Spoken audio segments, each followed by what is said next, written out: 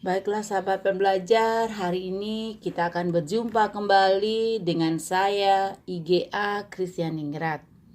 Kita akan membahas untuk materi PPKN kelas 10 bab 4 dengan judul Hubungan Struktural dan Fungsional Pemerintah Pusat dan Daerah.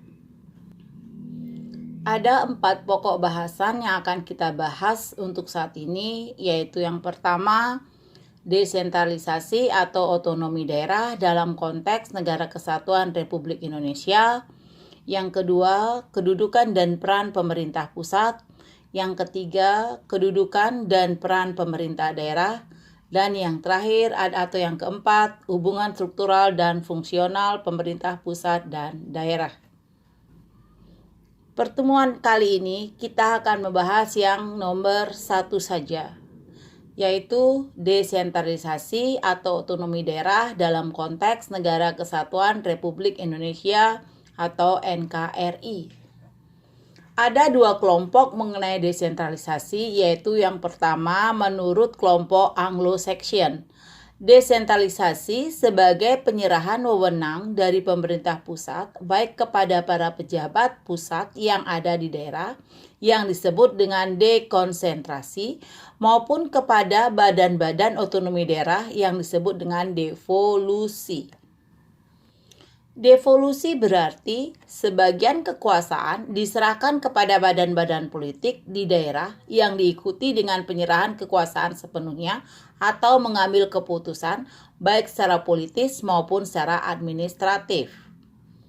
2. Menurut kelompok Eropa kontinental, desentralisasi dibagi menjadi 2 bagian, yaitu yang A, desentralisasi jabatan atau desentralisasi, dan yang ke B adalah desentralisasi ketatanegaraan.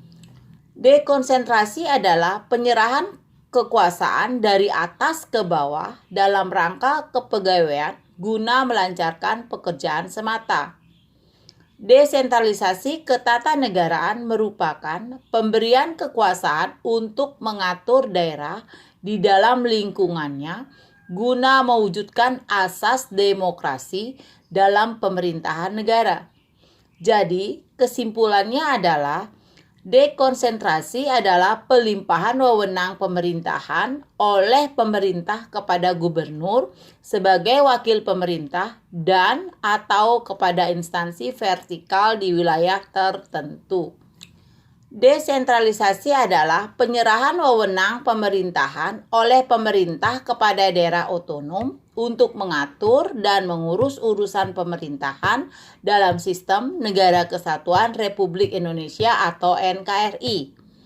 Otonomi daerah adalah kesatuan masyarakat hukum yang mempunyai batas-batas wilayah yang berwenang mengatur dan mengurus urusan pemerintahan dan kepentingan masyarakat setempat menurut prakarsa sendiri berdasarkan aspirasi masyarakat dalam sistem Negara Kesatuan Republik Indonesia atau NKRI.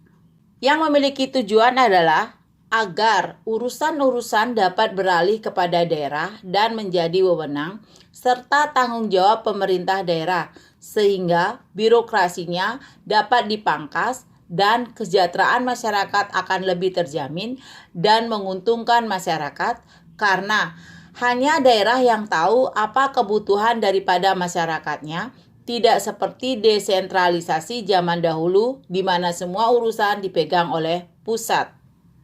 2. Otonomi daerah.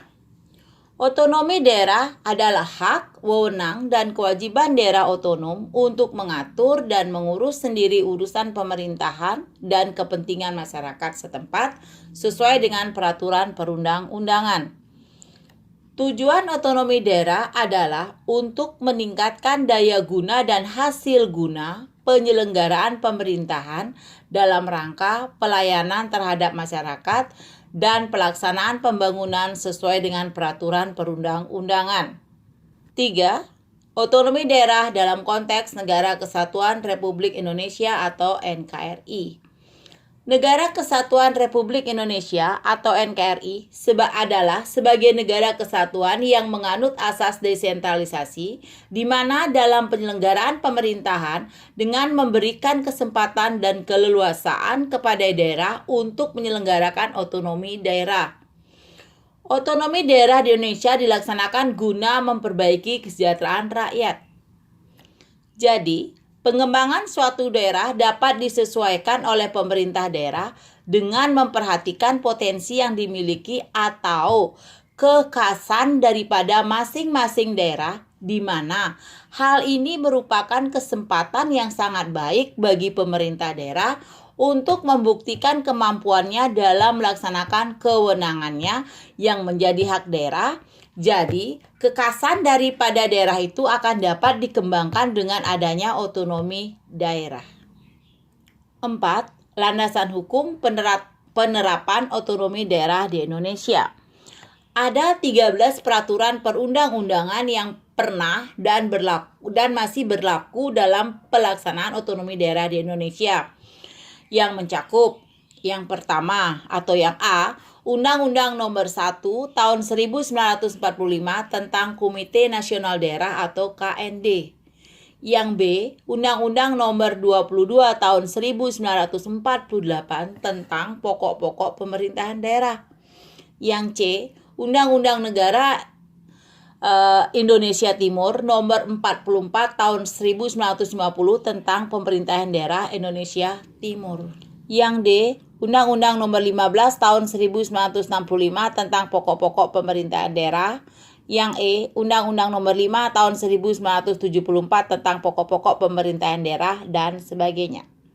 Nomor 5. Nilai, dimensi, dan prinsip otonomi daerah di Indonesia.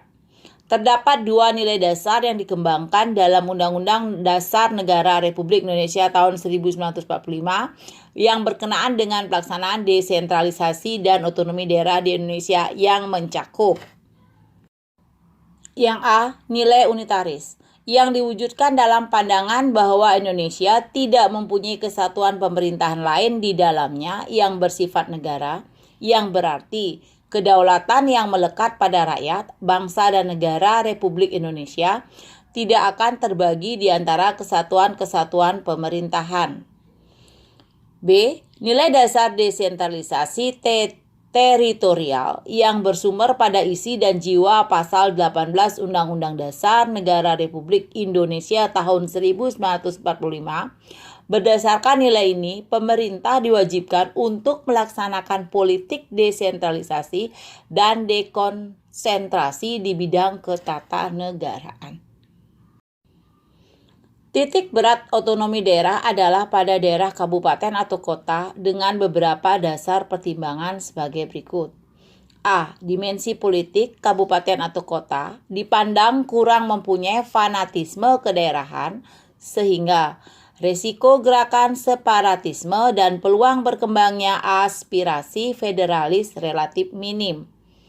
B. Dimensi administratif di mana penyelenggaraan pemerintahan dan pelayanan kepada masyarakat relatif dapat lebih efektif. C. Kabupaten atau kota adalah daerah atau ujung tombak pelaksanaan pembangunan, sehingga kabupaten atau kotalah yang lebih tahu kebutuhan dan potensi rakyat di daerahnya. Dalam melaksanakan otonomi daerah, prinsip otonomi daerah yang dianut adalah nyata, bertanggung jawab, dan dinamis. Maksudnya, A. Nyata. Otonomi secara nyata diperlukan sesuai dengan situasi dan kondisi objektif di daerah. C. Bertanggung jawab, di mana pemberian otonomi diselaraskan atau diupayakan untuk memperlancar pembangunan di daerah pelosok tanah air. E. Dinamis. Pelaksanaan selalu menjadi sarana dan dorongan untuk lebih baik dan maju. Selain itu, terdapat 5 prinsip dalam penyelenggaraan pemerintahan daerah yang mencakup. Yang A. Prinsip kesatuan, di mana pelaksanaan otonomi daerah harus menunjang aspirasi perjuangan rakyat guna memperkokoh negara kesatuan dan mempertinggi tingkat kesejahteraan masyarakat lokal. B.